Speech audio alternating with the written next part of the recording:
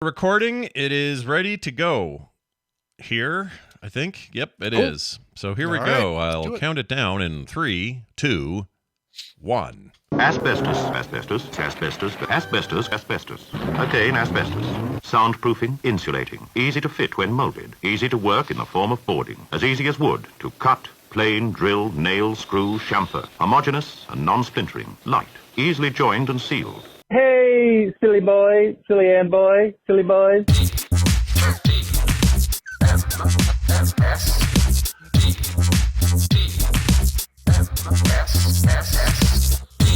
The Morning Stream. Don't eat that. It's Pluto.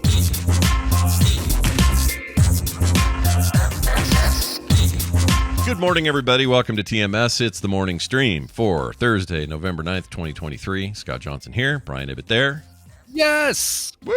Woo! Woo! It's our week regular show week final episode. Even though we have a couch party tomorrow. But, yeah, we hope you patrons come and watch live or watch it later. We don't care which way you do it, but we love to have as long as you watch it, as long as you come have fun somehow. Yeah, part 2 of Solo tomorrow. That's right. We watched the first half. So far, I'm kind of having a good time with it. Yeah, for sure. It's it's no Rogue One. No, but it's good. It's no Rogue One. Some people hate Rogue One, but I don't know what's wrong with them. They're wrong. Mm-hmm. Those people are wrong. But it's good to have you all here. We're going to do a show. We got Wendi later. We got a bunch of other stuff. Got some news we'll get to, I'm sure, today. All this sort of stuff. But to start things off, Brian, today. Yes. As I itch my eye. Hold on. Here we go. I got 2 calls about. We opened the can of how do you put it? We opened the can of worms. The can of worms. Thank you.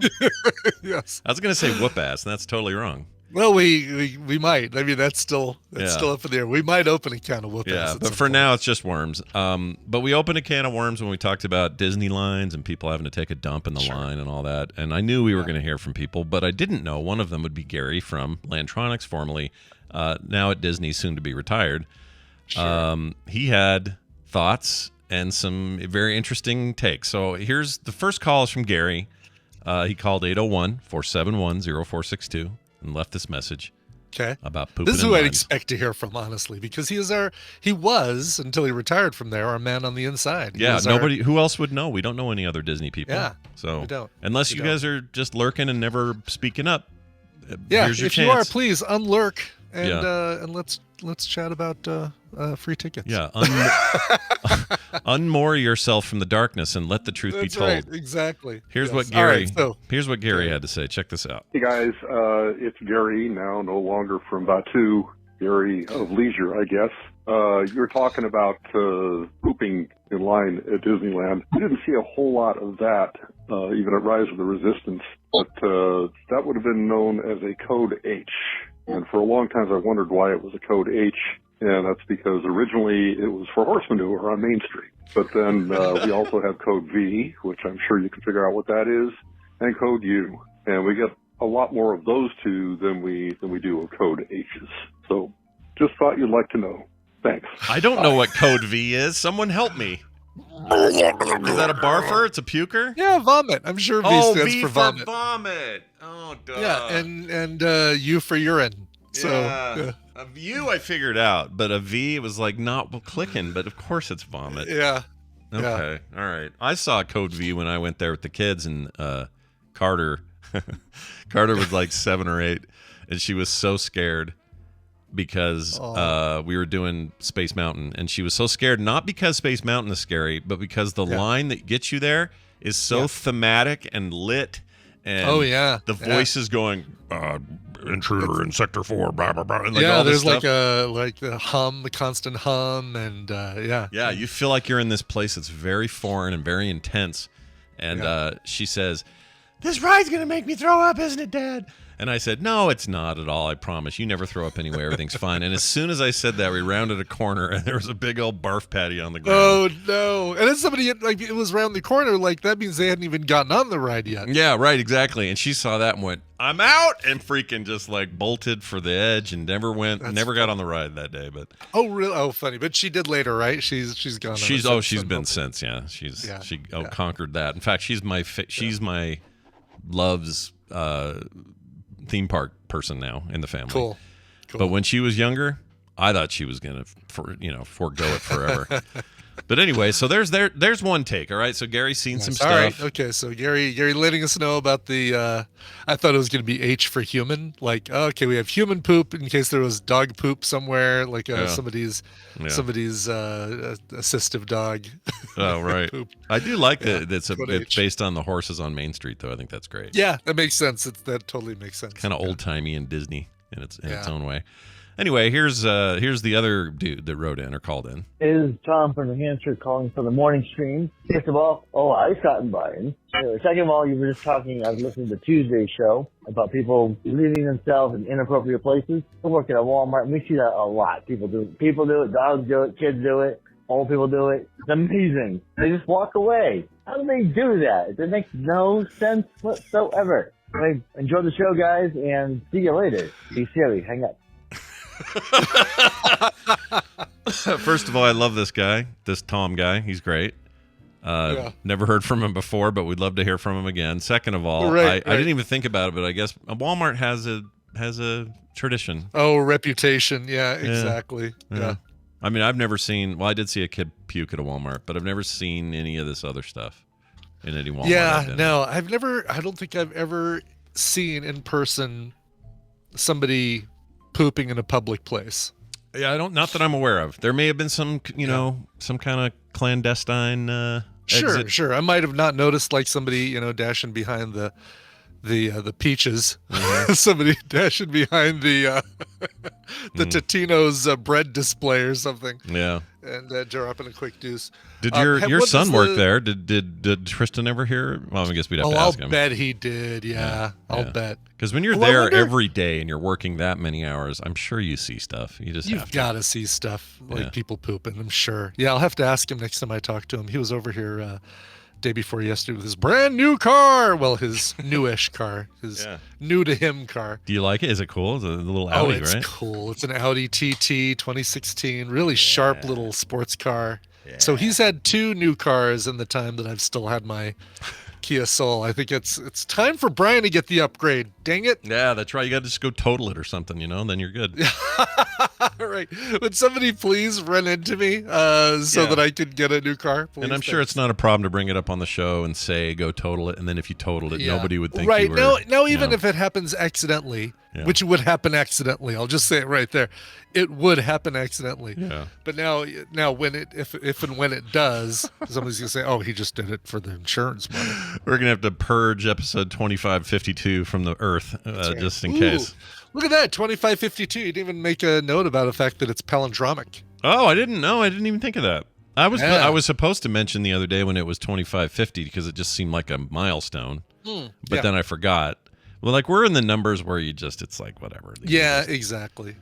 We can't really. I mean, you know what? 3,000. That's a big one. We'll do something. Sure, that'll be a big one. 2,500 was a big one. Although did we even make a note of that one? Not really. I know we didn't come out with a mug or anything for that one, did we? No, I don't think so. We did for 2,000, and we did for 2,000. Sure. 1,500 and 1,000. I think 1,500 and 1,000. Yeah. So really, 2,500 should have been a mug. We should have done something. But I'll tell you what. So it won't even take that long. Pretty quickly, we'll be at 3,000. We will definitely have a new mug. Yeah. And we will celebrate it like men. All right. Okay. All right. 3,000. Yeah. And people will say, "I love you 3,000." That'll be our "Love You 3,000" episode. Yep. And we'll hate it when they say that. We'll hate that. No, we won't. We'll love it. Will we love it? Because I feel like I'll hate it. Love it. I feel like really. I feel like the hate will come out of me, and that I will be hateful about it. Oh. I don't want to be. Look, I don't want to be this way. I want. Yeah. Why? It's not like May the 4th be with you. I mean, that's a. That's true. I do hate that. Ugh. That's an established Tony Stark. One of the greatest lines from Endgame. Man. It was cute. You know what? You're right. Yeah. And it didn't get overused. No. Okay. I'm getting. You know what? The courtroom. Am I turning you around to it? Good. Excellent. The jury will disregard my previous comments. We're going to allow this one. Okay. We're letting it in. Sounds good. Sounds good. I had a dream about a thing that I do need to share. I was really hyped up yesterday. There was a lot going on. Yesterday was a bananas day for me. Yeah, I mean, we got to talk about Word on the Street at some point too. I'm excited to hear about that. In fact, you know what? Like an awesome gig. I'll even play you a little clip here. This was the moment on Greg Street's stream. So if you're not familiar with who Greg Street is, he's was known as Ghost Crawler by most of the community when he worked at Blizzard. Prior to that, he was with Ensemble Studios, made amazing RTSs like. Was the dude in charge of Age of Empires 2, which is still amazing, and went on to do really great stuff at Blizzard, and then he left and was put in charge of an MMO over at Riot, and then left there, not because he hated it at Riot, he didn't, but he left Riot because there was just stuff happened. His brother passed away, and he was like kind of reassessing what he wanted to do at this stage in his life. You know, he's kind of a rock star developer / designer and didn't know what he wanted to do next. So he decided to move to Texas, get a place out there, raise some chickens, and start a AAA MMO studio with a bunch of people he's worked with over the years. So he pulled a bunch of Riot people, a bunch of ex-Blizzard people from Ensemble even, and other places. Anyway, it's about a 30-person team right now or something. I can't remember what the number is. Good sized to start with. And they got a bunch of backing, and they're doing this huge thing. Well, a couple of months ago, he approached me and said, "Hey, one of the things I want to do differently here." And it's important to note this, and people will remember this if you followed Greg's work when he was at Blizzard. He was very outspoken all the time, very much in contrast with the way Blizzard usually is. So most of the time when people would either be spokespeople or PR, or you would get messaging from Blizzard, it was all very controlled and careful and made sure to not overstep or say too much or whatever. It was always very careful. But Greg was not very protected. Yeah. In fact, the joke on the instance was he sent in a thing that says, I'm Ghost Crawler, I'm totally off the leash, and you're listening to the instance. Yes, right. I heard that. I don't know why that played. Sorry. Keep going. Don't know. Wow, weird. I hit a button I didn't mean to. But yeah, it was like an old. I'm sure you remember hearing it, right? What that was about. Yeah. Yeah. So that was about him just being kind of off the leash, and they couldn't really control him, even though they tried. But it was always this back and forth, and it was a struggle, and it was always frustrating to him because he liked the transparency, liked to be able to go, "You're right, that was a mistake. Here's what we did to fix it."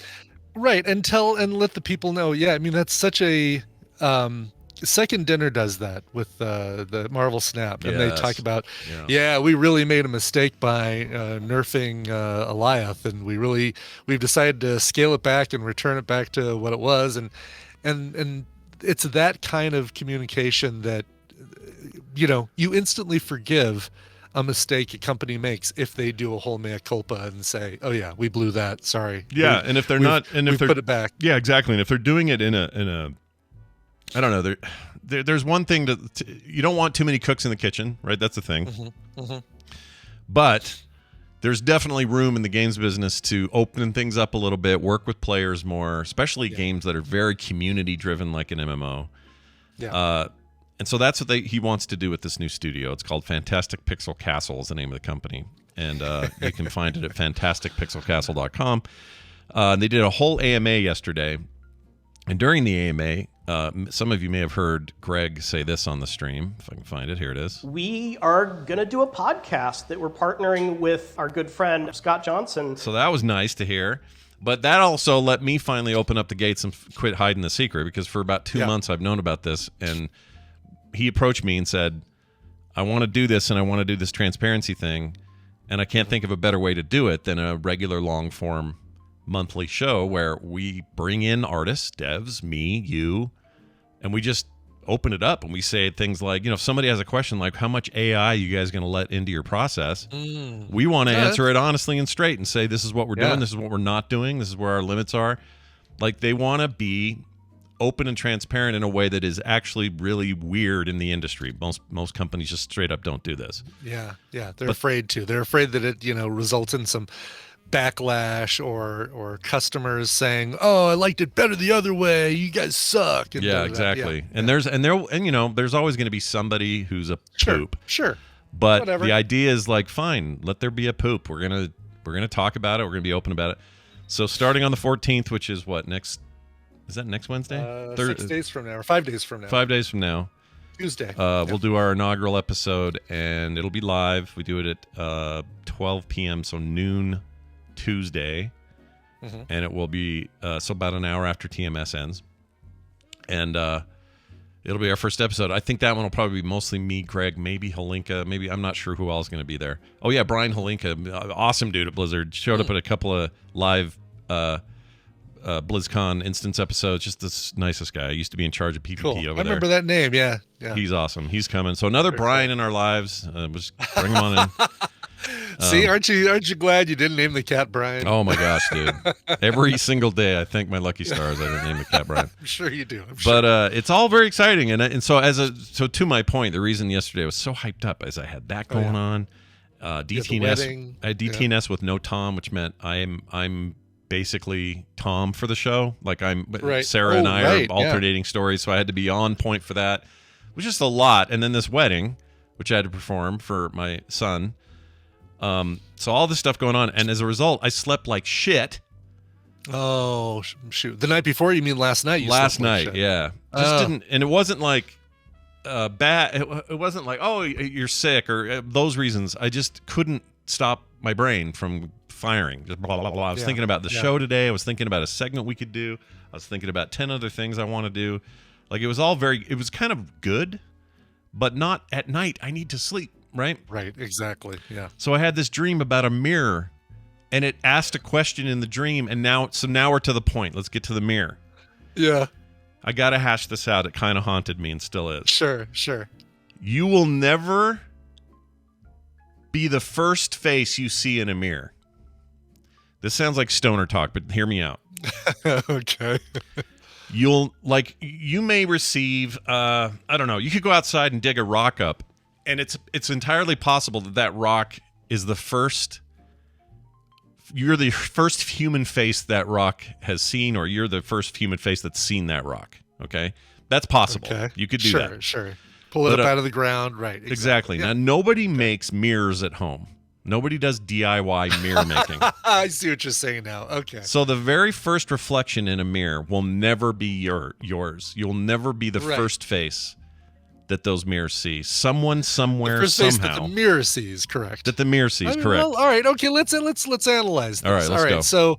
So when we visualize something being made, you and I, we grew up in an age where you saw things on the Electric Company and 3-2-1 Contact where they showed factories, long production lines and assembly lines and conveyor belts and Schlemiel, Schlemazel, Hasenpfeffer Incorporated, all that stuff.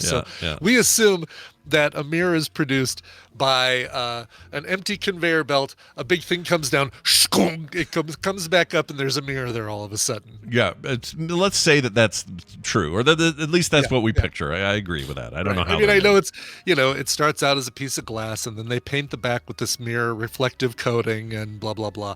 So you're assuming that there is somebody standing over that section of conveyor belt that is looking, saying, "Yep, that's a mirror. Yep, that's a mirror. Yep, that's a mirror." And or see, it doesn't even have to be the manufacturer though. This could be at the store level. It could be the guy at Kohl's who set it up on the wall to sell it, or the guy that. Okay. So this brings up an interesting point. Yeah. What if? So this is good. I'm glad I brought this up because you're pushing me in the right direction. What if this mirror was made? Its full manufacturing was made like this. Yeah. It's in a machine. It's flattened out. Yeah. I don't know how they make it. Yeah. Whatever mirrors do. Sure. And then, let's say it's just glass with silver on the back. I don't know. Yeah. It comes out of a conveyor belt and immediately has some semi-sticky brown adhesive paper attached to it. Right. Well, I was thinking about that, and somebody keeps calling me. One of my clients keeps calling me. Sorry, man. I'll text you and let you know I can't talk right now. Well, see, this is a mirror is going to be very different than buying a frame or something else where the package you get contains the thing, but you don't necessarily need to see the actual object. You could be fine just looking at a picture of what that's going to be on the front of the box, right? Right. But a mirror, you I don't think they're going to they might put a thing of reflective plastic on there, or not reflective, a transparent plastic on there to protect the glass from getting scratches and stuff like that. Yeah. But it's going to be as clear as possible, so you can, when you're in the Target, when you're in the Walmart, whatever, and you're in the mirror aisle, you're looking at that saying, yeah, that's going to look good above my bed, Claire Gack, or, or wherever you're going to be hanging that mirror. Yeah, but you could be buying one, so you could see that as the display model in an IKEA or something, but you're actually going to pull a box off a shelf and take that one home, and that one I don't think you're going to pull a box off a shelf. I don't know. I'm trying to visualize. I don't think there's ever a case where you're going to have a completely sealed box that's got a mirror in it. You're going to have cardboard around the outside that protects the corners and things like that. And you probably are going to have some sort of clear plastic over the glass to protect it from getting scratches. Sure. Still reflective, though, right? Still could see the reflection in it. You're still going to be able to see a reflection, yeah. Okay. So there's probably somebody somewhere in the process, either at the retail end or the manufacturing end or somewhere in between. Or just the dude who takes it off the truck at the Walmart and puts it on the shelf. He's going to be, yes. Now, the way you initially phrased it is, yours is not the first face you're going to see when you look in that mirror. Oh, yeah. But then you changed it to, yours is not the first face that mirror is going to see. Mr. Take No Plums. Yeah, I screwed that up. I screwed that up the way I said it. Yeah. Well, so it did sound like stoner time. What would be cool though? So you could make it like there's a movie in this or something, like a supernatural, like I guess Harry Potter kind of did this, but whoever was in the mirror before, it'd be cool if you could conjure that up, the mirror of Azrazet or whatever it was. Yeah. Desire backwards. Yeah. And then what if you saw a murder in the mirror, and then you're like, oh no, and then we watch it for film sack, and my intro is, I'm looking for the murder in the mirror. You all wonder if it's hard for Brian to do those things. Sure, the making of the song, the singing of it, the arranging, and the recording of it, that takes work. But really, these are all just at the tip of his freaking brain. Exactly. It's just right there. It just happens. Amazing. Yeah. Well, anyway. I haven't watched Slacker yet. I've never even seen the film. And I've kind of already got a Billy Joel thing going through my head right now. So, yeah. I think that's great. The sausage getting made. Well, anyway, I think that helps me. That helps me a little bit. It makes me a little less weirded out about it. So your dream was what? The mirror, it was this weird feeling. This is the other thing, is it's just a dream. And dreams are weird. They feel real while you're in them. When you get out of them, you're like, what the frick? But you're still left with some of the feeling. But the feeling makes no sense. To me, it was an ominous feeling in the dream of, I'm not the first face that's been reflected in this mirror. What will I do? It seems so important in the dream. Out of the dream, who gives a shit? Yeah. Right? Oh, you're such a wackadoodle, man. I know. I don't understand. It's so freaking weird. Anyway, now it's out of my system. I don't have to think about it anymore. I won't dream about it tonight. It'll all be good. Cool. And hopefully I can sleep tonight. I'm going to take a something tonight. Muscle relaxer. Sure. Here's a thing. We got a text from Colin. Wrote in. This is Colin. What was his name? The comedian that was the Ferguson. No. Colin Robinson. Colin. No. Colin. Hey. Colin. Who? SNL desk. News desk. Colin Quinn. I'm Colin Quinn. That's the news. Get out of here. Whatever is my slogan. I don't know. He seemed like such a meathead, but then if you watch his actual stand-up, that dude is really smart. He is really smart. Like we first saw him, at least I'm sure your first taste of Colin Quinn was Remote Control. With Jon Stewart Adam Sandler and a bunch of people that went on to do great stuff, and then Ken Ober. Sorry, Ken Ober. Why was I thinking that's not the Jon Stewart thing? That was another MTV thing, right? That must have been another MTV thing. I don't remember a Jon Stewart MTV thing. Yeah, he had a show on MTV, but I always mix the two up. Okay. You're right, though. It was Remote Control. He was kind of the... he was the scorekeeper, I think. Yeah, kind of the sidekick-ish. Yeah, well, he had a bunch of sidekicks on that show because he had Adam Sandler, who would come in there and do... the answer to the next question is 45. Be like some dumb Adam Sandler thing. Yeah. And then you had Kerry Wurr, who was somehow a sidekick. Yeah. And then you had Colin Quinn, and then you had Ken Ober. Yeah, and it felt like Colin Quinn did some announcing when the thing started. I think so. I think he was the scorekeeper. Yeah, okay. If I remember correctly. All right. God, that needs to be. That's got to be streaming somewhere, right? Remote control with the popularity of all the people who are on there. Yeah. I wonder if there's anywhere that you can watch that old TV show. By the way, how weird is it now that I say it out loud that Adam Sandler got his start on a TV show called Remote Control, and later went on to create a movie called Click, where he has a magical remote control. What? That's insane. I'm also an idiot. I'm an idiot. Mashed Potatoes pointed it out. This is such a Guitar Hero moment. Jon Stewart's MTV show was called The Jon Stewart Show. Wasn't there a show with Jon Stewart called The Something Show? So stupid, dude. I don't know why. I could not find a remote control anywhere. I wonder if the MTV app has any of those. I'm sure YouTube. You can watch old episodes on YouTube. Oh somewhere. yeah. Or who's doing Viacom now. Whoever's got that, they probably have old ones. I would think. Yeah. All right. Well, here's anyway, what was my point? Colin wrote in. Jeez. Where did we get back from this Didn't see trip? Any rabbits? Looked all over down here and didn't see any rabbits. None whatsoever. It's like we drove all the way to Provo for this information. This is crazy. All right. Here's what Colin says. He wrote him via text. He says, "Dear Beef and Seltzer," you know what this is about. Oh yeah, here it comes. He says, "This is Colin from Reno, Nevada, Little Vegas, we call it." Yeah, I call it the biggest little city. What are they? They're the biggest little city in Nevada or something. Something like that. They have a slogan. Yeah, they do have a slogan. I haven't been to Reno in years, but I kind of liked it when I was there. It was all right. It's all right. It was chill. It felt like a lot of old people, which seemed chill. Yeah. I don't know. It's I don't know. It's just it's not enough Vegas for me. It's basically like. I mean, we have some small mountain towns that have gambling and stuff, and they just try to do they're like little try-hard towns of look, we have glitz and lights and stuff, and it's like, that's cute and all, but no, nice try. It's not quite the same, is it? It's not quite the same. Yeah. Well, anyway, Colin says this. This is weird. My chat app suddenly died, and I don't know why. I want to make sure the chat isn't actually affected. Looks like they're probably okay. Okay, we're good. Here's the remainder of this email. Sure. He says, "This is Colin from Reno, Nevada, and I have a request. Please do not halt the ongoing investigation / search for carbonated meat. Brian seems hell-bent on putting this behind you, but I think I speak for large percentages of your listeners when I say the effort must continue until we have a final answer. It's one of the greatest things you have ever done, and I wish you Godspeed in your continued efforts to solve this great mystery. The people want answers." What do you think of that? All right, Colin, you got it. You know, people like reading Don Quixote.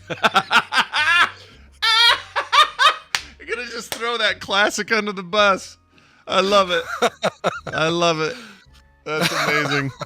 All right, Colin, look, people like watching a misguided caballero shouting at windmills, basically. Yeah. So let's keep it going. Let's keep it going. Look, I really do. I want answers. I truly do. Because I know I've had it. I know I've eaten it. I'm 100% positive on this. We saw that video that got me closer. I'm just curious as like, how would you say you've eaten it? Like, I swear I've eaten it. Beef. I'm just like, how do you know it's carbonated? Like you just felt a little on your tongue. Well, you know how Pop Rocks have that little feeling of yes. It was like that, but in meat form. Oh God, you ate some bad meat then, man. Like I feel like there are two possibilities if that was the case. You ate some meat with some Pop Rocks on it, or you ate some bad meat, and it's definitely one of the two. Well, so I should probably, yes. Since we're going to take in all possibilities, it is possible like my idiot older brother Mark or something played a trick on me, or I just don't know the circumstances. I don't freaking remember enough about when I had it or what the deal was.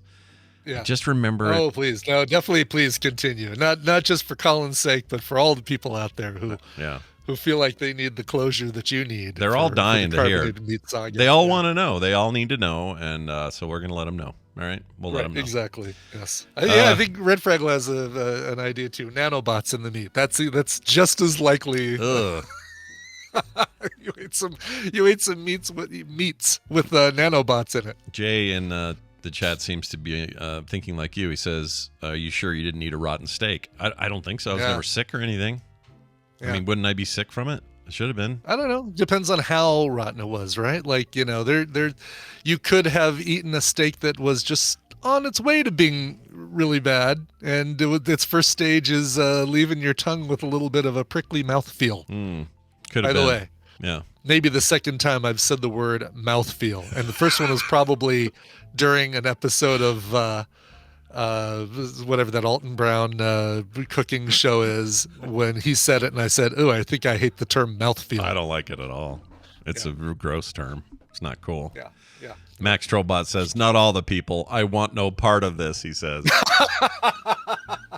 That's awesome. You gotta get the people want answers. The people want answers, don't they? Yeah. Code Wow thinks, he says, "I had a McDonald's burger and that sensation from how bad it was made you think it was carbonated." Oh, look at that. So not even a bad, like a spoiled meat burger, just a bad hamburger. You just ate a bad, like not a bad from a spoiled standpoint, but just a bad from a poorly made, poorly created standpoint. Yeah, or somebody put Pop Rocks in there. It's entirely possible. Sure. I mean, I'm just saying, I'm taking all theories. I just need to know the answer. Sure. Anyway, okay. We're going to do some news now, and it's we're here to inform, to entertain, and have you go home with more knowledge than you came here with. So here we go. Good morning, everybody. In the news this morning, good morning. It's time for the news, and it's brought to you by Coverville today at noon. Yes, we're back at noon because today is a Q&A day for the training, and it'll probably end by noon. And even if it doesn't, those are recorded, and I can watch them anytime. So noon. Mountain time, that is, twitch.tv/Coverville. Hey, Joni Mitchell just turned 80, and if you like songs like Free Man in Paris, Blue, Carrie, the Dry Cleaner from Des Moines, Woodstock, Big Yellow Taxi, River, I mean, all of those great songs, you're going to love hearing them performed by other people, like folks like Girl Puppy and Tim Curry and Goldie Hawn. What, Goldie Hawn? Yes, Goldie Hawn, who in 1972 recorded a cover album. That's right. Frente, Jenna and the Charmers. Oh my God, so many great artists. You're going to hear them today, twitch.tv/Coverville at noon. Even if you think you don't like Joni Mitchell, you're going to like this episode. I guarantee it. I just found a picture of her at 80. She just looks so cool to me. She does. She looks like your aunt who you're gonna go visit when you're out in some visiting some part of the country. It's like, oh, I'm gonna go see my Aunt Joni. How you doing, Joni? Good. You need anything? Let's go. Yeah, absolutely. She looks awesome. Yeah. All right, check that out today. What time did you say? I'm sorry. Was it old time, new time? New time, 12 noon. 12 noon, everybody. Joni and Marvel Snap. Nice. Because I don't want to hook up everything to play Rumble. Yeah. Warcraft Rumble. Yeah. Would you? What would be? Is it all? You'd have to do something different than you currently the way you play it, or how yeah, like Snap. I can. There's an app, a Mac app that I can just play it on my computer and then drop it right into OBS. Right. But to do Marvel or to do Warcraft or any other game, I have to rehook up the whatever it's called over here, the little puck device that pulls in HDMI, the little Stream little Deck, splitter Steam Deck, Stream Deck or whatever it's Stream called. Deck, because if it was Steam Deck, that's not it. I have one of those right there, a Steam Deck and a Stream Deck. Steam Deck. I played Diablo in bed on that thing last night because I couldn't sleep. Did you? Let's see, that helps a lot. Yep. Playing Diablo right before bed. That's a good way to make sure that you sleep well. I even thought, was there a quest I did that was about a mirror or a mirror image or something? I don't know. Maybe. Oh, maybe. That's an interesting thought. Like that's where you entirely possible. Right. It's all vampires this season, so I don't know. Who knows what's going on in there. Sure. Here's your first story. A Somerset Gimp. All right, the kind you're thinking of. Yep.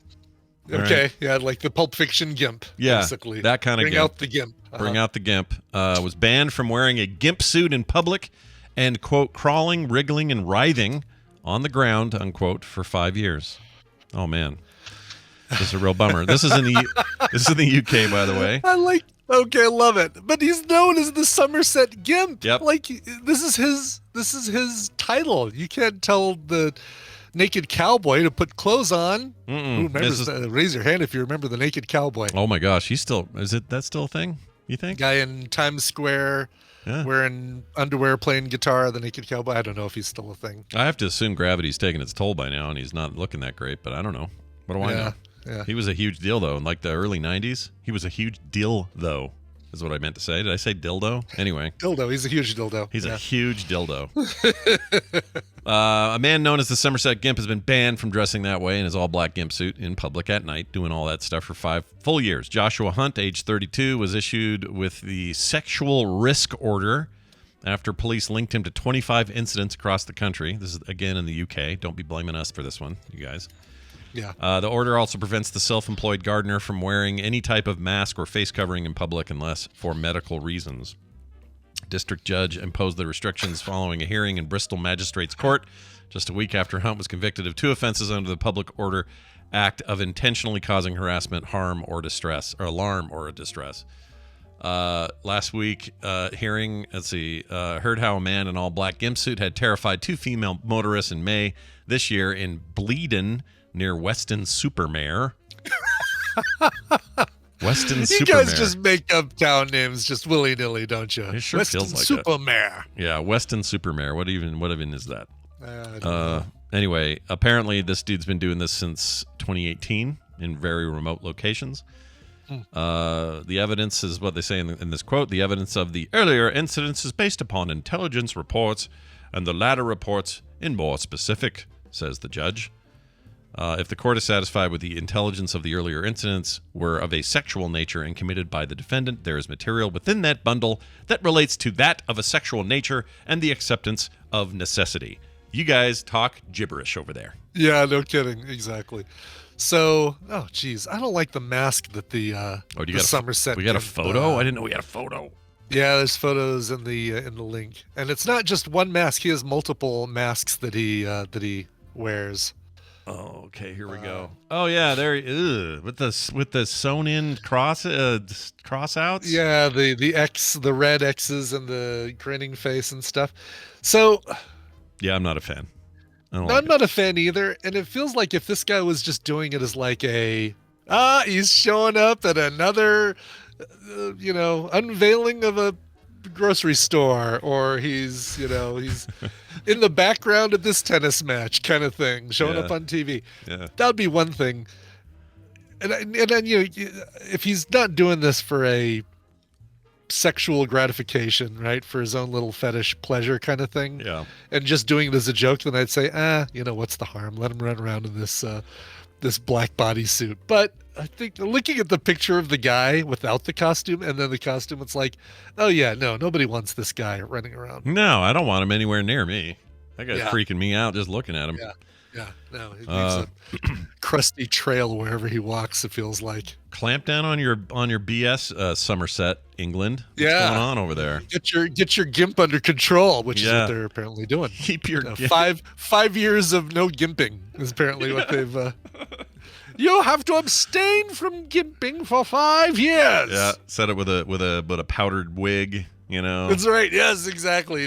I love that.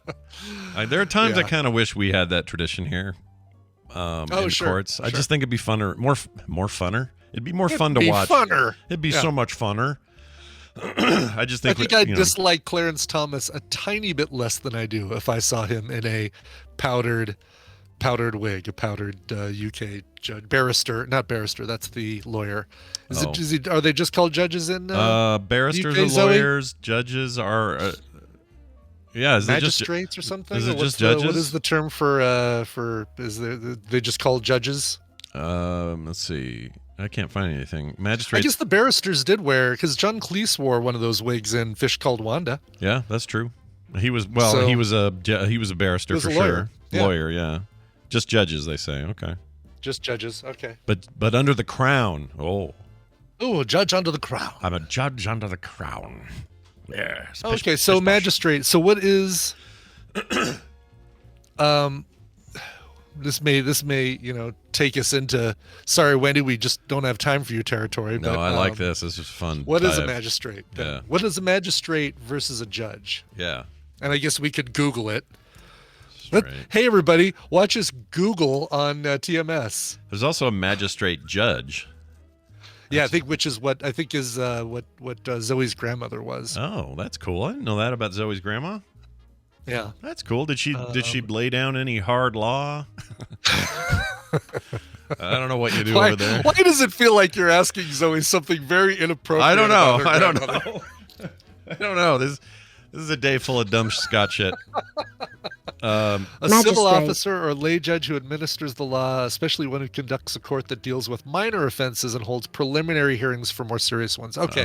So kind of like the judge you get when you did something kind of wrong as opposed to really wrong. Yeah, like Harry Anderson on night court versus the upper court that you'd go to next, right? Yeah. So you'd go into night court. They do their quick little thing. Harry Anderson is the magistrate before you go to Judge Alito, not Judge Alito. Well, Judge Alito, but sure. Who was fancier Judge Ito was the one in the OJ trial. Right? Oh, Ito, right? The Asian guy, yeah. Yes. Yeah, there you go. We've learned a little something there. We have, yes. So magistrates and judges and powdered wigs. And indeed. I had a weird you know what? I'm just going to share this real quick. I had a weird, because while I was looking for this, I found a thing that I had a back and forth with a listener on. Oh, good. Okay. All right. Do I have it in here? Hold on. Is this it? No. Crap. I got to find it. I replied to him, so I know it's in here. Mm-hmm. Okay, I can't find it. Dang it. I had somebody who went after us for giving John Voight shit on the show. Oh no! Yeah. Will somebody please protect John Voight from this podcast? I think I found it. Here it is. Okay. Of all people, like, hey, you said some pretty harsh things about Richard Marx the other day, or you said some pretty mean things about Britney Spears, and that I can see. But man, leave John Voight alone. Yeah, it's a weird flex. But anyway, I found it. I won't say their name. And this is not me calling them out. I just wanted to share what I replied with, because I think this is something useful here. He says, "Howdy. Always enjoy the show. Been listening for quite a while. My only gripe is that you feel you need to insult conservatives. Don't know what John Voight did to you. Calling him and people you don't like stupid only makes you guys sound ignorant and childish. Keep over all the good work." All right, so I wrote back and said, "I'm insulting John Voight, not you. Not conservatives. Hell, I kind of am one. Well, I'm like what they used to be before a percentage of them lost their minds and sold their souls. Was that too harsh? Should I have not?" It was like one of those handshakes from 80s movies where the guy shakes the hand and then he slowly starts increasing the pressure until your hero is going, ow, ow, ow, okay. Like you start out really nice and then I mean, I got more annoyed as I wrote, I guess. No, I'm not calling you stupid, and unless you're one of those people that just got stupid. Well, if you really are into John Voight and his amazing takes, maybe I am. I guess I don't know. Yeah, I don't know. John Voight's a psycho, dude.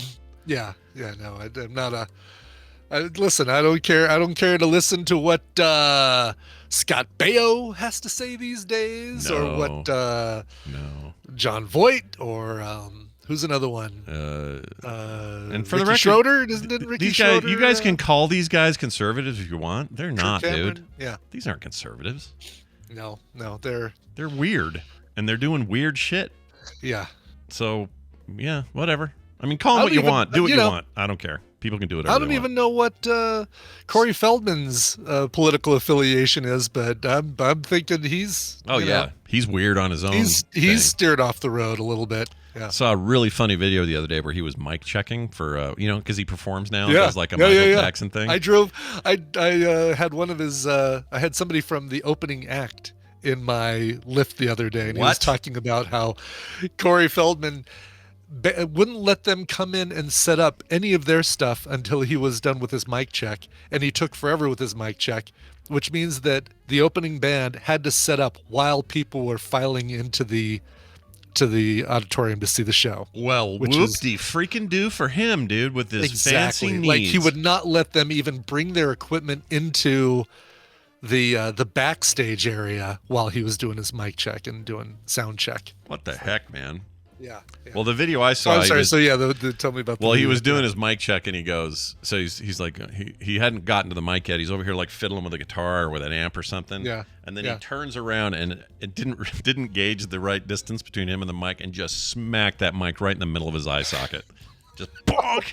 And then just went like that, and that's the whole video. It's amazing. He wasn't wearing his sunglasses? I thought he always wore sunglasses. No, apparently he only needs them when he's actually performing and trying to look like Michael Jackson Jr. or whatever it is he does.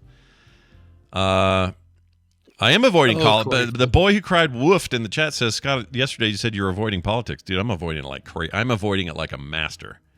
I'm just sharing this interaction. That's all. That's not me getting into politics. That's sharing an interaction.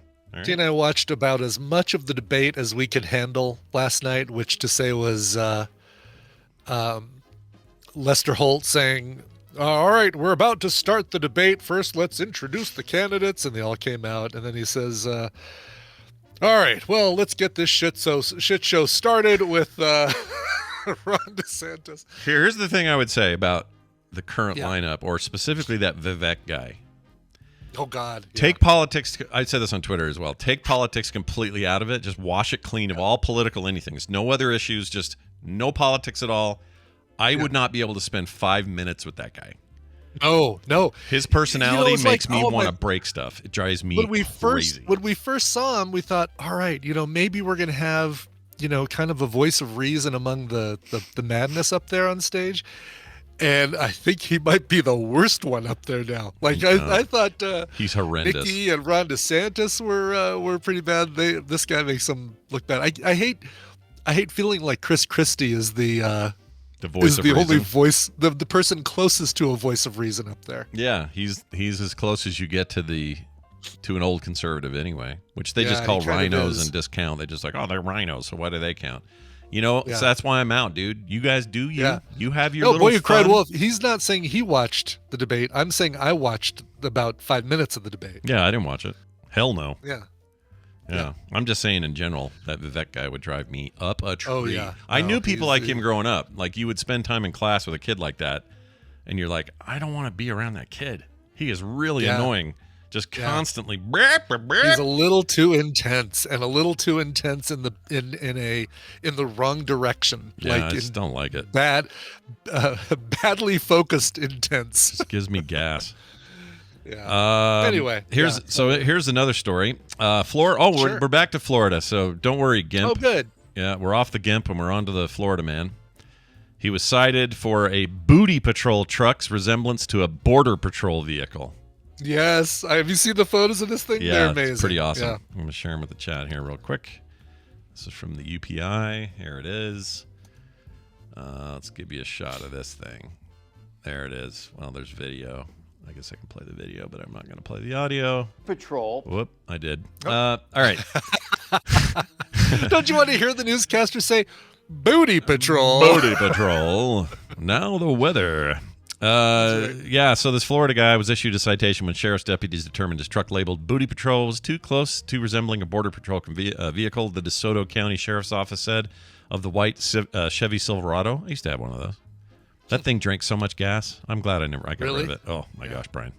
We had it when the kids were little, so it was like big and, lots of seats and everything. Sure. But that thing, you could hear it going down the road, just gulping the gas. Anyway, which bears a green stripe on the side that says Booty Patrol on the back and has been spotted in several counties. The driver was cited under a law banning vehicles from having red and blue lights too closely resembling that of law enforcement vehicles. Comment underneath the sheriff's office Facebook post included the truck is a show vehicle and the lights were only ever used in the filming of a music video and not any public roads. Yeah, but you can't go. You're effectively impersonating a thing if you're on the road with it. It doesn't matter whether it was for a video. If you're out driving it, then exactly. If you're right for a show, great. Keep it covered up. Yeah. Yeah, I'm curious. So no one's being pulled over. I'm sure he's like pulled somebody over to say, "All right, let me see that booty." Yeah, let's look at that booty. Put your hands on the hood of your car and show me that ass. It's like that. It's like when they do strippers in movies. They always show up like that and go, like male strippers. They're like, "You're under arrest for being too sexy," and then they tear off their stuff. Right. It pulls off the. So dumb. Yeah, I love it. Final story. Actually, we may not have time. Sure. We don't. It's time to go. We're going to take a break. Time. Yep. Sorry, DC firefighter who stopped at a Chick-fil-A while on an emergency call. We'll talk about you on Monday. We'll just have to wait till tomorrow. Yeah, that's just a taste. We'll take a break now and come back with my sister. She's got one of these here emails from you guys, and I think it's a good one. So does she. So we're going to talk about it. That's coming up after this break from Brian and his massive music collection. Yeah, well, you've heard me talk about this genre before that I really like, called shoegaze pop, which is very plinky plunky kind of indie pop sound that I really like. And I think some people also really like it as well. And it's a band called Crystal Canyon. No, they're not porn star. It's Crystal Canyon. Brand new LP that just came out last week called Stars and Distant Light. This is the first song off of the album. It's called Sierra. Big thanks, by the way, to the Syndicate for sending this along. I really, really like this album and totally love this song. And, if I'm a shoegazy fan, then I'm a shoegazy fan. Sure. Here are Crystal Canyon and Sierra. You see, you'll be spending millions of dollars, hundreds of millions perhaps, for nothing. What's your name? Philip, sir. You're fired. Vomiting, abdominal pains, and diarrhea. It was hard to tell which caused the most trouble.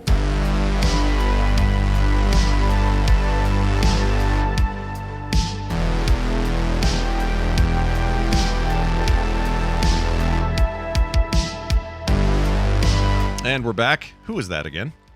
Sure, that's a band called Crystal Canyon from their brand new album, which is called Stars and Distant Light. That is a new song called Sierra. Sounds nice. It is. It's very, very lovely. Whenever anyone says Sierra, I think of burnt sienna. Is that weird? Yeah. No, I know. It's being artists and fans of the crayon. Mm-hmm. Yeah, and buying all those. Some people who try and pronounce it with one syllable, crayon. Yeah, my daughter says crayon. I don't know. Wendy, do you say crayon or do you say crayon? I like crayon, but it's because I haven't lived in Utah for a long time. Yeah, it's a Utah. Is it really a Utah thing? Yeah, crayon? Or it may be kind of regional. Crayon. I feel like, I think it's regional. Like, I still have to slowly say mountain. Like, I can do it. Mountain. What do you do a gap sound for the T? Mountain. Yeah. Mountain. But Brian, Mr. Brian, you are the one that pointed out how I say WAIT, and I am obsessed with not saying it wrong. Oh. But it's so hard. I'm like, wait. That makes two of us, because Brian's the first one to point it out with me as well. That's funny. I think Scott pointed out to somebody pointed out about Scott first, and then when I heard you do it, Wendy, then all of a sudden I was like, oh boy. At one time I heard you do it. Yeah, what's that? What's amazing is Pete cannot stop. That's how he says the word. I think it's probably how he spells it, and I cannot undo the damage. Well, it's weird because that means you did it, because he's only been old enough to live in Sweden and learn to speak. It's you. It's I'm totally the problem. You. Yeah, well done. Nicely done on that.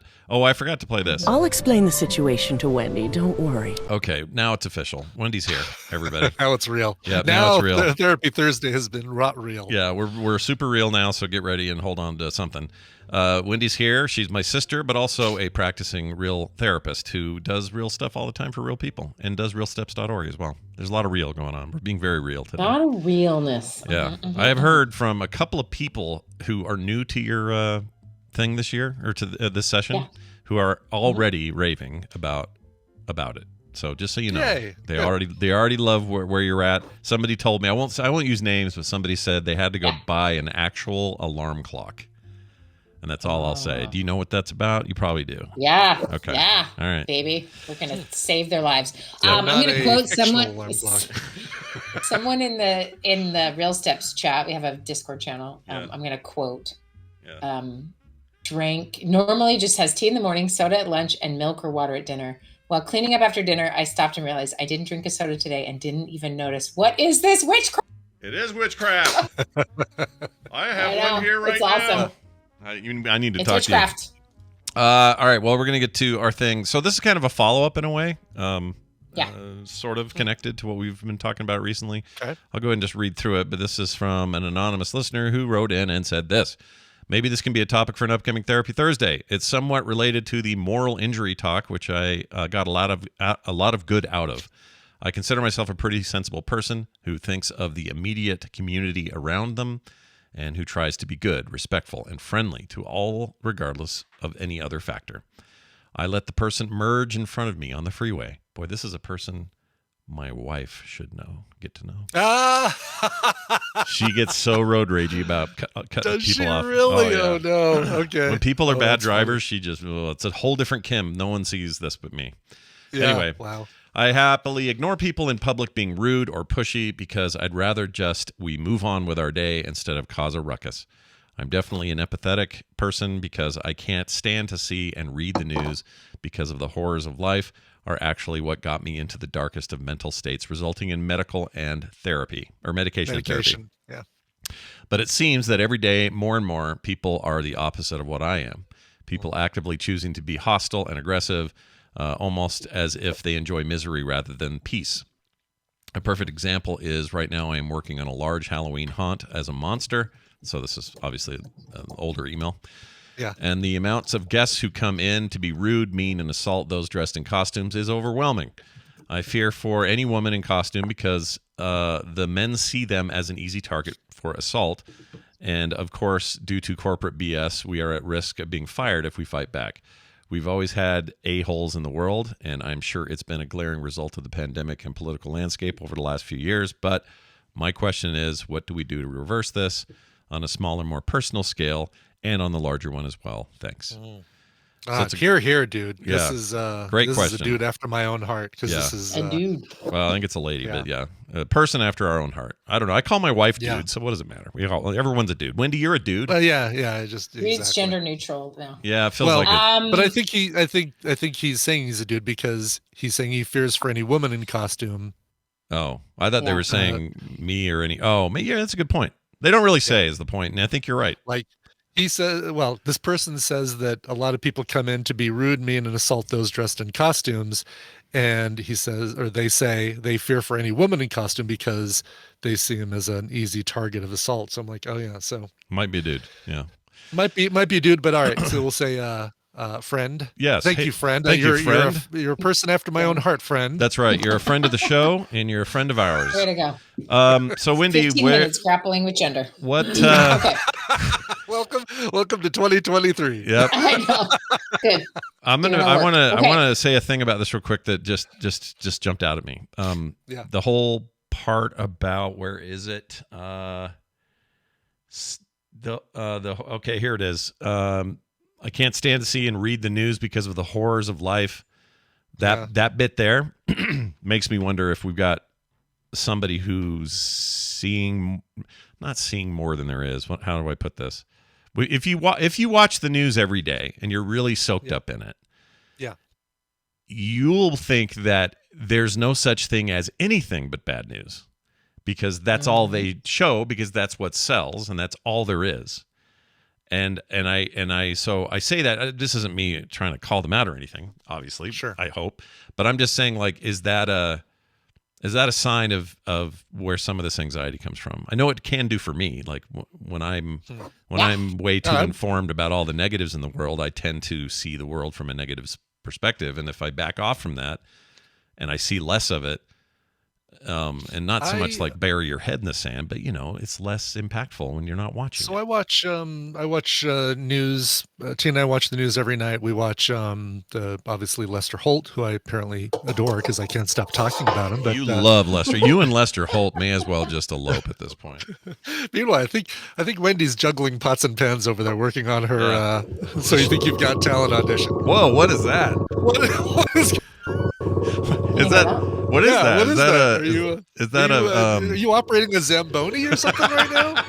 Okay, why? How can you hear that so well? I'm just lowering my standing desk. Oh, you're probably because your computer's just getting vibrated by it.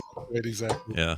I was weird. Okay, good to know it's too loud. I did not. I think you're using a microphone that is different from the microphone you think you're using. Oh yeah, tap on the mic. Oh, I am. Yeah, you're right. It's not connected to. You're using the microphone that's built into your standing desk. I am not. No way. Okay, sorry about that. It sounded like a food disposal. Anyway. Tina and I watch the news every day, and our experience with that is, at least what we watch, you know, Lester Holt, he's talking about this stuff with Hamas. He's talking about this stuff with the actor strike. He's talking about this stuff going on, you know, basically the debates and things like that. But I feel like there's still enough, at least in what we watch, positivity that it doesn't feel like it's all doom and gloom. I don't feel like, well, I mean, there are times I feel like the world is really heading towards getting sucked into a real life shithole. But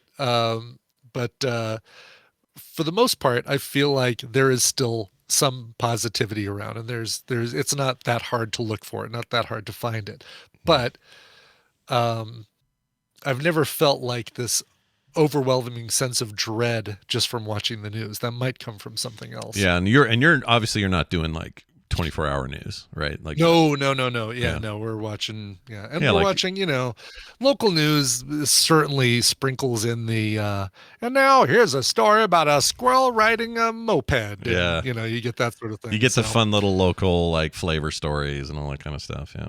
Yeah, exactly. Because I have this theory that if everything was bad news, like some people think it is, and that everything's going into a shithole, as you said, that we would be already. Because I think the large we've talked about this before on different levels, but the large percentage of things every day are normal and average and just happening, and good and neutral.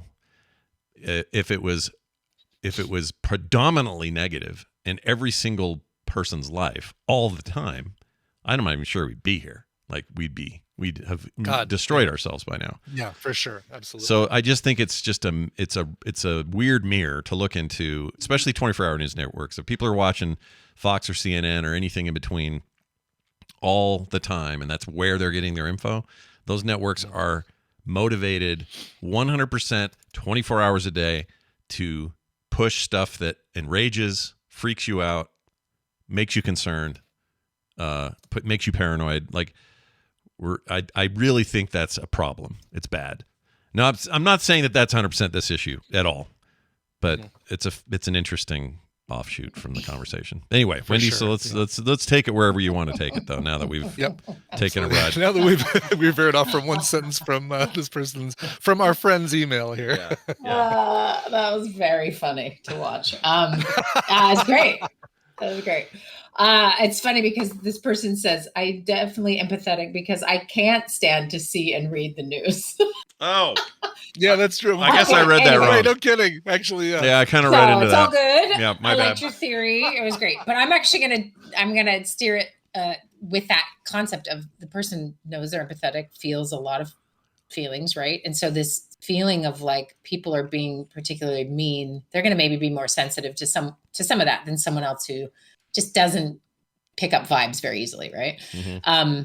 I think the other thing too is like a couple things did happen pandemic wise that, I mean, Facebook's been doing this for years, guys. Let's all just be honest, of sort of pitting you against each other in certain ways. But I think the pandemic had a very physical manifestation of which team you were on, if you're wearing a mask or not, or if you were fighting this or that, or, you know, like it just became a little more, the differences became a little more public, a little more heated. People were scared and behaving in certain ways that maybe, you know, and then treating, we have a new term for the person selling you the coffee. You know, they're the essential worker. They are the front line of a pandemic, right?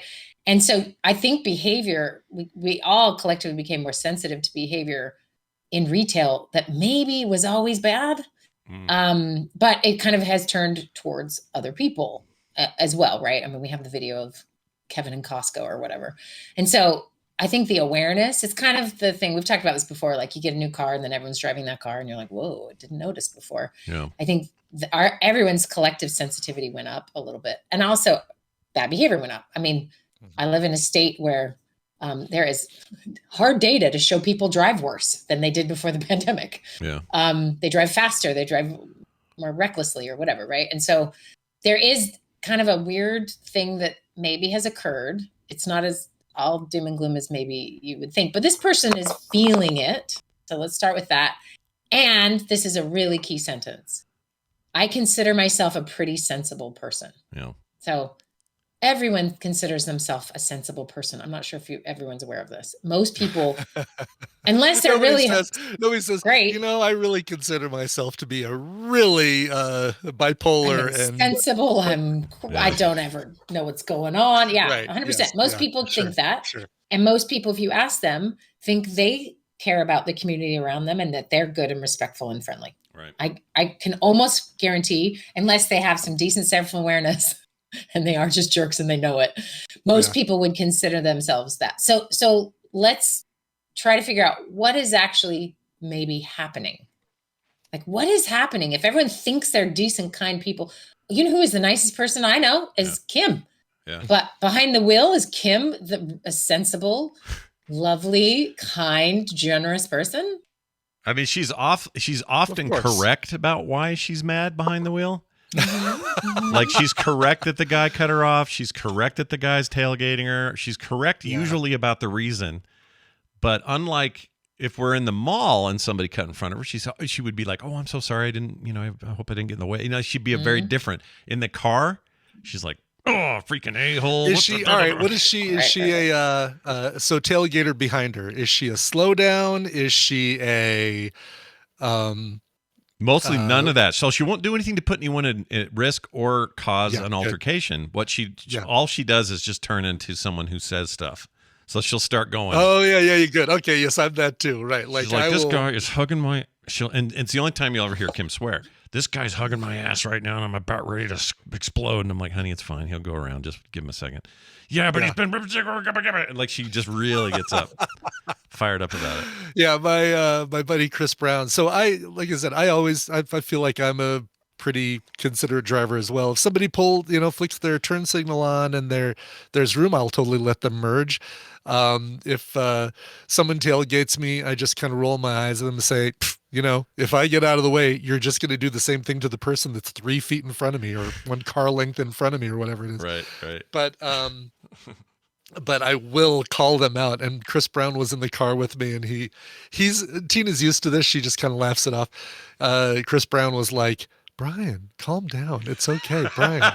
And Chris Brown is usually the person that I look at that, like, can fly off the handle or not fly off the handle, but get very sarcastic and biting wit. And so hearing him, maybe this is probably something good for Wendi to hear, like hearing somebody who's not used to the way I act in the car say, "Dude, calm down, chill out." Maybe that's saying something. But well, it's also showing like you can be a different character at different times. Oh, right? Yeah. Oh yeah. And so maybe, people in a haunted house are behaving in particular ways that, I worked in a haunted house once. No one behaved well in a haunted house that I noticed. Really? Because they're scared, or they're peeing their pants in the corner because they're freaking out, or they're aggressive, like someone's coming at them and they get aggressive back. Everyone is responding to fear, though it's made up fear, in their own kind of way. Now, you may find, and I think this sometimes is just sheer numbers, there's more people coming through that haunted house than there would have been 20 years ago. And so maybe behavior shifts because of just population growth and demand for certain services. Like, you go to a crowded restaurant, and how does someone treat a wait staff when it's not crowded? Maybe they're a little different, right? Like, there's a lot of factors. Or make a room hot, you get people to behave pretty badly, right? Like, there's a lot of factors that go into this. But I want to say something about what might be actually happening to a person who says things like our emailer, like, "I am an empathetic person. I happily ignore people who are rude in public," or like, I am a good guy. I'm doing all the right things. And then the question is, if everyone kind of thinks that's what they're doing, they might also say, "Well, I have boundaries," right? They might describe it differently. Like, "I won't let someone maltreat someone else," or they're going to describe themselves usually as a good guy. But then who's doing all the bad behavior? Right. Now, Somebody maybe there's has a to few be doing people, it. Yeah, we but can't. We someone can all is. be the sensible people that are not being. Right. So I'm not accusing this emailer of not being sensitive and being a good person. They probably are, right? But I'm going to describe, so we can all be our different selves in different circumstances. So there's that piece. But then there's also, I think we talked about this, I don't know, 5 years ago, probably. It's been a hot minute, where we talked about moral licensing. Do you guys remember that? I do remember that. What that is? Mm-hmm. Okay. So moral licensing or self-licensing is this idea that it gives you license to do something bad because you just did something good, or you've done something good recently, or you identify yourself as good. Yeah. So let's see, an example might be purchasing like a green product, like look at me. And then that increases your likelihood of purchasing something that was probably made by small children in Malaysia. And it's a luxury item and you're ridiculous, right? So Sure. it's giving, so you can have like a sort of simple version of that. But I was thinking as I read this email, like, oh, maybe some of the bad behavior is actually moral licensing, like on acid. So for example, let's take pandemic era behavior, right? Yeah. Okay. What was going on for Kevin in Costco?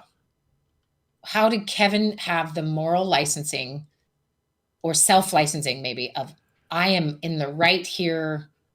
I mean, who knows? Maybe he later left. And Kevin felt from total Costco is shame. the one who like refused to wear a mask. That's that guy, right? Yeah. Yeah, and like was belligerent. I don't actually remember. He was. I specifically, mean, but there were a just bunch of that those, idea. but he was kind There of were a like bunch, yeah. he was ground zero, patient zero. The of that. poster child Yeah. for there we go. Yeah, for Kevin. bad Costco behavior. Exactly. Okay, so you can take this situation. You've got a global pandemic. Everyone is acting in a way you think is ridiculous, and you don't want your personal freedom on your face, or whatever your story is. It's really strong, and you are feeling affronted. So you are thinking, no, we're going to spread the germ around so people can build immunity. I'm the good guy. And then you go into a situation where you're not allowed to do the thing you think is like whatever you have believed or has been fed to you, then turns into, I am right. My actions are justified. So now we're taking individual people's ability to manage anger, strong feelings, and we're putting them in a cost. Yeah. So it's like, everyone is different at this, right? Like think of your tendencies that you're not proud of. And now imagine someone pouring gas on all the circumstances that make that tendency really show up. Yeah. Right. So I feel like I'm a good person. I've done good things. And so I'm going to do a thing and still feel like I'm justified, or it's rationalized. Does that make sense? Yeah. So it's a little different than like buying something, but it is a bit of my good personness, and doing the right thing is justifying these actions, when what we're maybe really getting down to is how people respond in certain environments, right? Right. And so, yeah, we can think everyone else is rude and not see ourselves correctly. So I forget what that's called, focal point bias or something, where we really can just only see our side of the story. Yeah. And so everyone else coming in, behaving certain ways is terrible, right? So so there's that. There's maybe that on an individual level. We can kind of see maybe how people can justify their behavior and do things because they think they're good, and they are actually have a right to do naughty things because they do good things. But then there's also kind of maybe a bigger picture thing here, which comes down to my favorite therapeutic thing to work on with people, because it is so powerful and damaging, but it has a side to it that I kind of miss, and that is shame. Yeah. Right? Like shame is the thing that keeps people so stuck in behaviors, and shame avoidance, shame minimization. We will do lots of things to not feel that. And so we added this layer of public shaming, I think, culturally, when the internet became a little bigger, right? Like just this, we can demolish someone, or, anyone's thoughts. We will flip them, or people's mistakes, or, I think often about that kid who was wielding the lightsaber. Oh, the video, the lightsaber kid. Lightsaber kid, And or what was his name? I can't remember his name now. Yeah. Whatever it was. Because he has a real name and a real life, but like the way he struggled because of that was like immense. Yeah. And that's because it created so much shame. It wasn't in his control, right? All of those different things, right? But you flip that to the no shame problem, right? Where I'm going to say whatever I want to say. I can publicly slander, just like the absolute a-hole thing that people do. Yeah. You can think of a couple examples. What's the first thing you think of, like a person without shame behaving in public life? I mean, it's easy to just say the whole Karen Kevin thing because there was so much of it, right? So many Karens, so many Kevins, and we all just named them that, Right.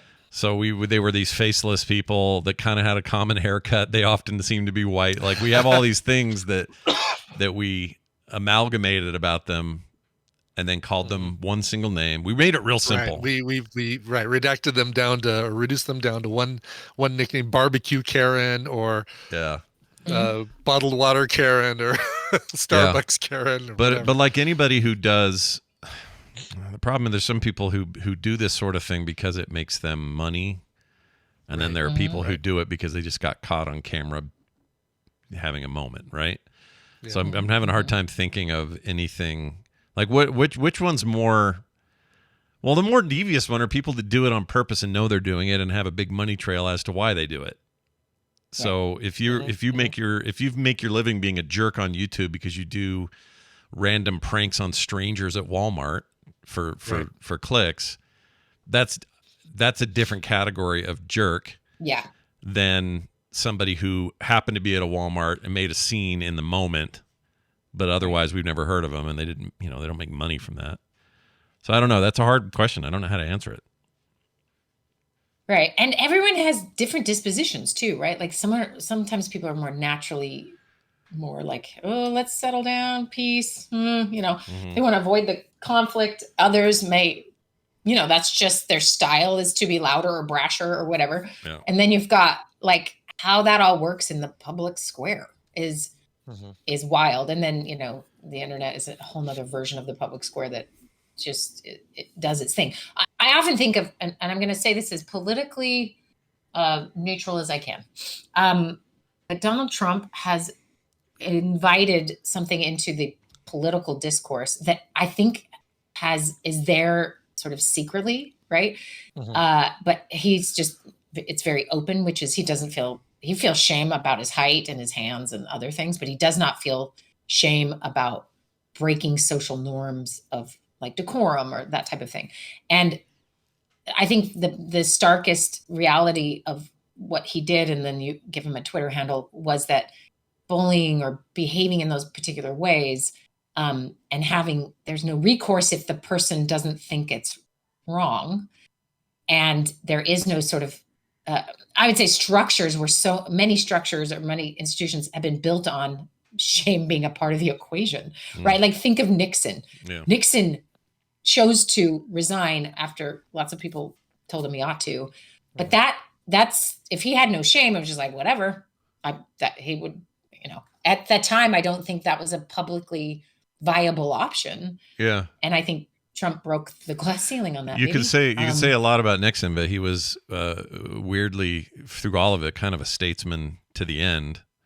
Right. And I don't mean that in some vaulted way. I just mean he was, he did the thing that anybody would do, which is, this is all too much. The evidence has gotten too much. Do I want to sit through impeachment, or should I resign? And he resigned. And you can never imagine Trump doing that. Trump can't even keep a gag order from stopping him from talking. Exactly. What's the best for the country is like maybe code for also like, do you have some shame? Can we stop now? Or I need to spend more time with my family.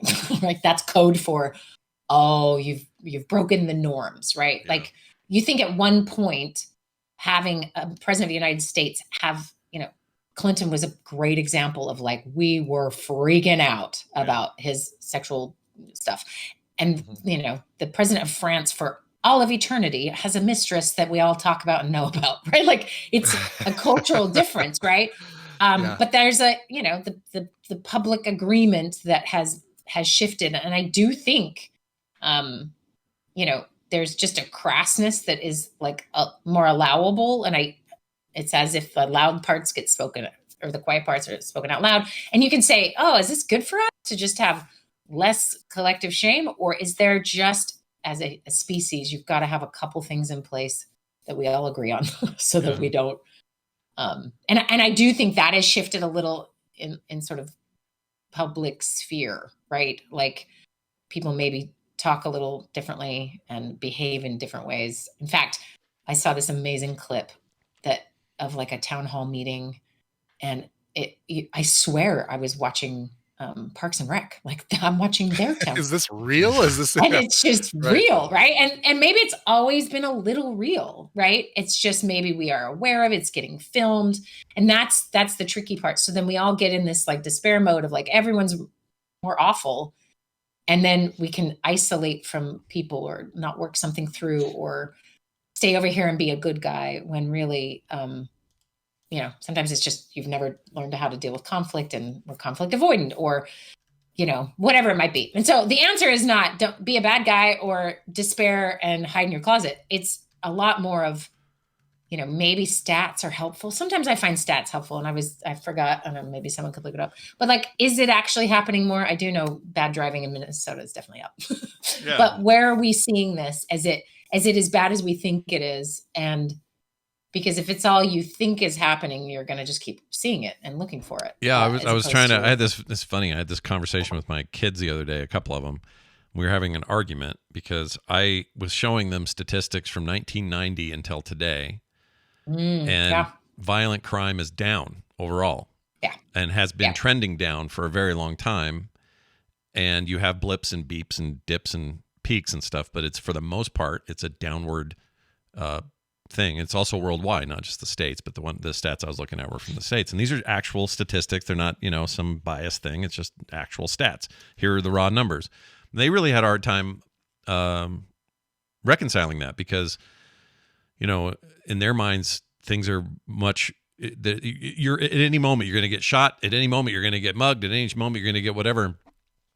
And I was trying to say, I understand being careful. I also understand that, we live in a time where you're being blasted with information all the time. But I think it helps sometimes to fall back on numbers and just look at the raw data, if you have it to look at, and just see what is actually going on versus what you think is going on, or just at least challenge your own perceptions a little bit.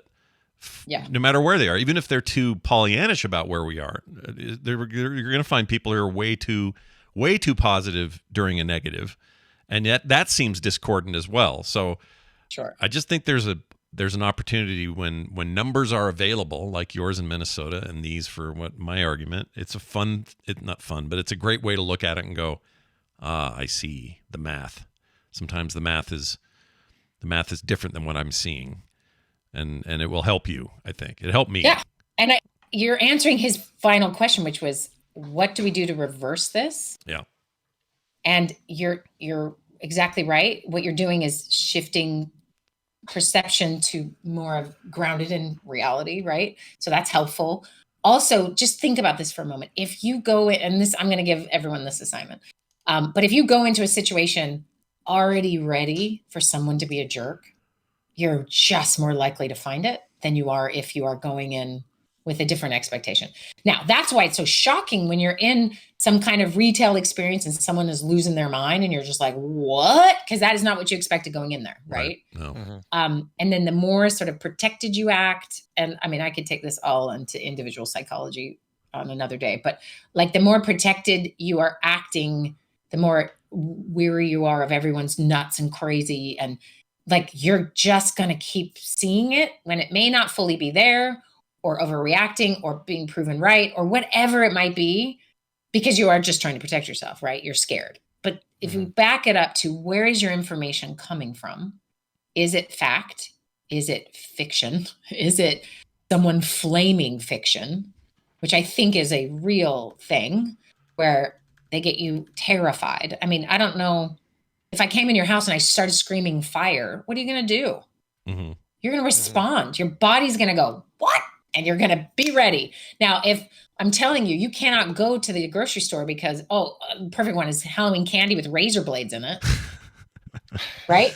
You're going to act really different. And the truth is there were never razor blades in candy or whatever. And the truth is candy's so expensive now. No one's going to take the time to put razor blades. Oh no, it's like the fentanyl thing. It's like, oh, they're going to lace your candy with fentanyl. No, right. Fentanyl is the business. If they sell fentanyl, they're not giving it away on Halloween. That's not how it works. Just it's to scare you. Right. Yeah. No, but we have a need to assuage fear. And when fear is presented in any way, we're going to do it in certain ways. Right. And so think of it as priming. You are being primed to see something bad. And then when you do see something bad, you're escalated already, right? There isn't sort of the ramp up time. And that's kind of what I think about sometimes with different folks. And, if your ramp is 1 inch because you're walking around mad, like, okay. And so you may, like, if I would say there's a global bigger thing happening, is people feeling destabilized, people having such constant flow of negative information. Doom scrolling being a good example of you're just ingesting over and over that it's all a bad thing and all a bad place, right? And doesn't mean we don't have problems. It's really hard to tackle actual problems if you're fighting, sort of riled up versions of problems. Anyway, but if you're primed already and then you're exploding at the gas station attendant, clearly your ramp, you've got something else that leads up to that. So is there more people in that position? And the answer might be, yeah, maybe. Maybe that's really what we're seeing. People feel less secure. There's less safety net things. I just saw the worst thing the other day as some 26-year-old took her friend to a concert so she could get help in the medical tent because she can't afford the medical care. Oh no, really? Oh God, just went to the concert just for the medical care. Yeah, went for the medical care because it's cheaper. And you're like, okay, that will destabilize a whole community who thinks, okay, well, I don't have access to healthcare. How do I, you just hear those stories and it builds up the thing and you're like, ugh. I mean, I go into my doctor's stuff and just be like, are you guys ready to just rob me blind? And they're like, what? I mean, I have insurance, but you wouldn't think the way I feel because I clearly pay a little too much attention to that because I've had some hard things happen. So I'm already prepped for medical to screw me over, right? And so you can just, if everyone could take a step back and have some honesty with themselves, like what are the things that are already getting you riled up so you only have an inch to give? And maybe we ought to work on some of that, right? And then if you're perceiving everything as that, and then I get to look at your podcast list and it's full of murder and rape and pillaging, well, okay, maybe you're prepped, you're primed, right? So this would be a fun experiment if people are willing to try it.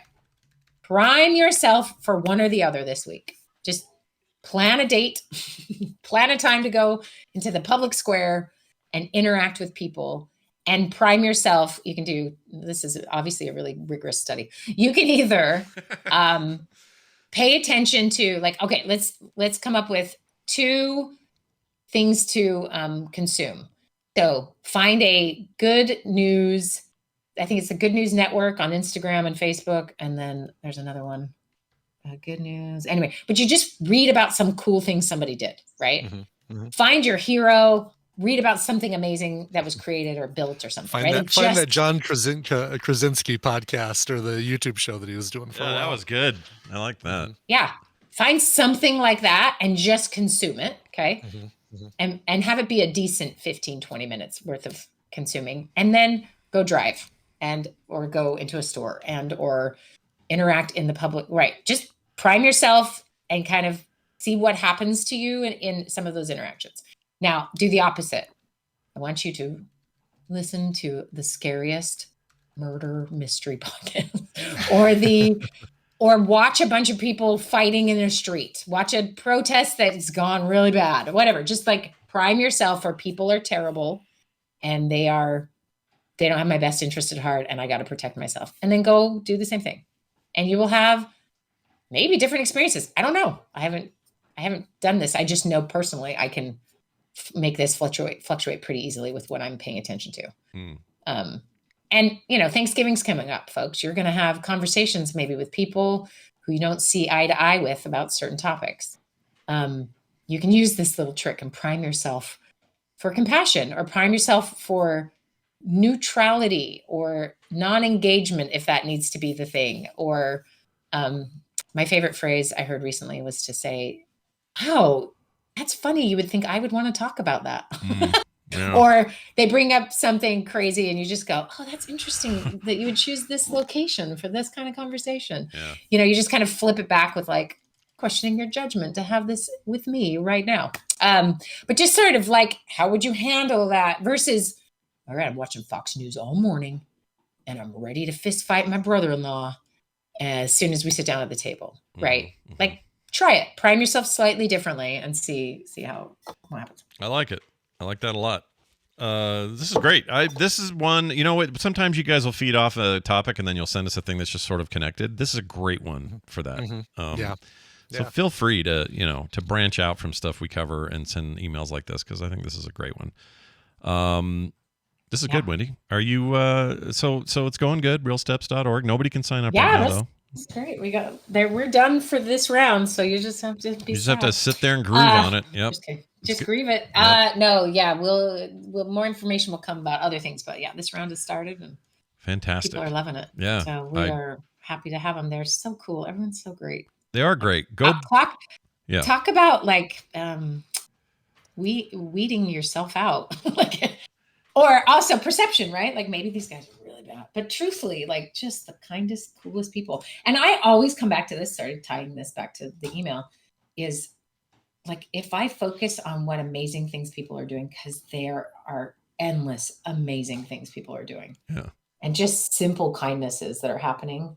If you just pay attention to it, it will shift what you think of a person as. Yeah. I love this phrase, and I use this with parents all the time, that you have a good kid having a hard time. Yeah.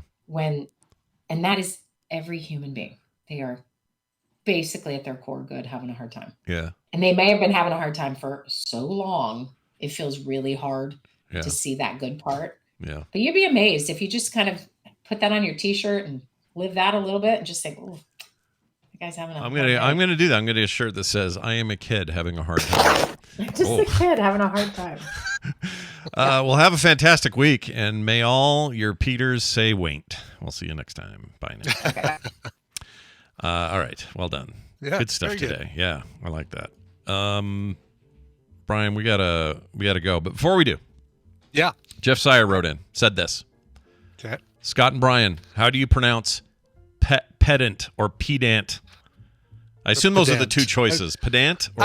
I've never heard the root of pedantic said on its own. I think obviously the joke is we're pedantic, coming from the guy who has sent us 13 emails since September 1st to correct stuff that we've said on the show or address, I might pronounce it sire. Sire, that's how I might pronounce that word. Sire-dentic is what I say. No, we love Jeff's random messages and emails, but boy, that guy, I think it's his hobby. He's listening, we say something dumb, and he's like, I'm firing one off. Here it comes. Exactly. So Zoe says it's pronounced pedant, even emphasis on both syllables. Okay. So pedant, pedant. So pedantic. Yeah. Not pedant. Pedantic, pedantic, you obviously put the emphasis on the middle syllable, but we're doing exactly what he doesn't want us to do. Well, hold on, let's talk about pedantic. Yeah, let's do pedantic for the next half hour so we can get 3 more emails out of Jeff. That'd be great. Yeah. Well, there you go. And a quick reminder that we are supported by Patreon. Yeah, that's right. You guys know this. We've been doing it since 2014, and because of it, it is the thing that keeps the lights on around here. So if you're thinking, well, how can I continue or start to be a reason why those lights stay on? Easy. Patreon.com/TMS. A bunch of you will be there tomorrow for our couch party. If you're not there live, we'll make sure to put it up for everyone else. And you're like, whoa, you can get that? Yeah, you can. You can also get pre-show content every day. Lots of other cool stuff, including art I just sent to the printer to have sent to you. Ooh, yeah, cool. Yeah. We got those pins coming at some point. They're not pins, magnets, right? Oh, Don, I was excited we had pins. Yes, the magnets are coming.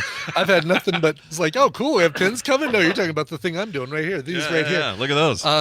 Cool. Yeah, I've actually got paid projects going through the printer right now. Somebody needed 43 miniatures. Great, easy to print, easy to clean up. I'm not sure how the heck I'm going to ship 43 miniatures without little tiny swords or little tiny daggers or things like that breaking off. So I've really got to figure out the best way to ship these. Oh, that's a really good point. Like, what are you going to do?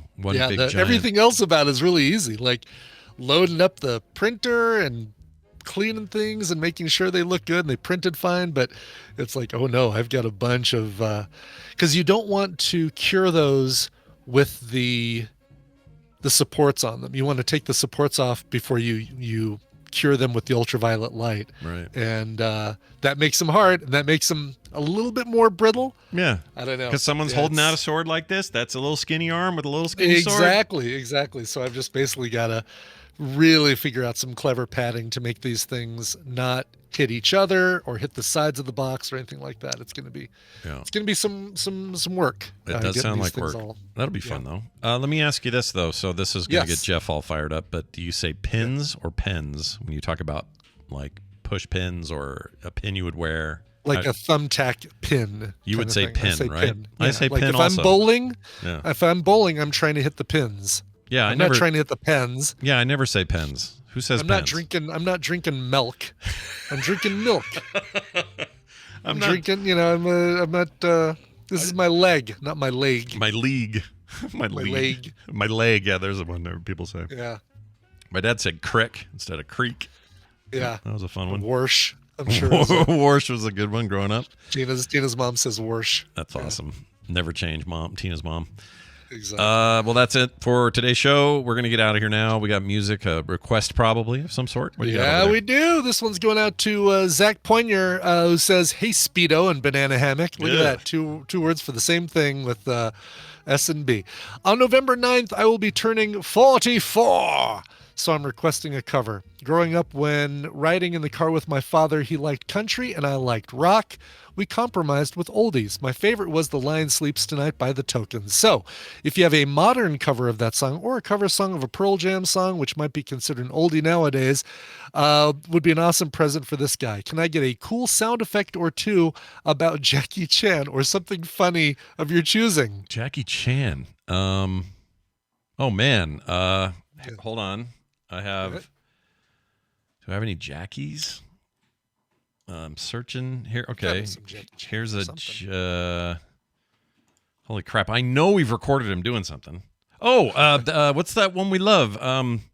Super Cop? Rumble in the Bronx? No, where he goes, it's a...